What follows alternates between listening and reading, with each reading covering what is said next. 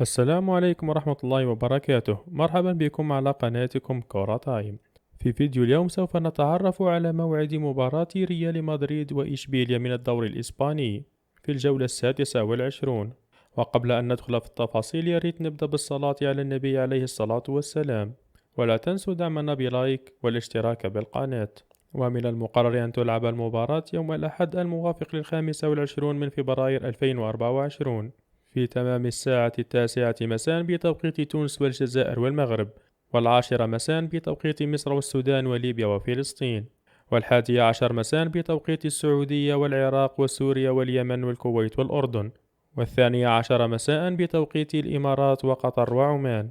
وسوف تلعب المباراة على ملعب سانتياغو برنابيو، وسوف تنقل المباراة على قنوات بي ان سبورتس القطرية.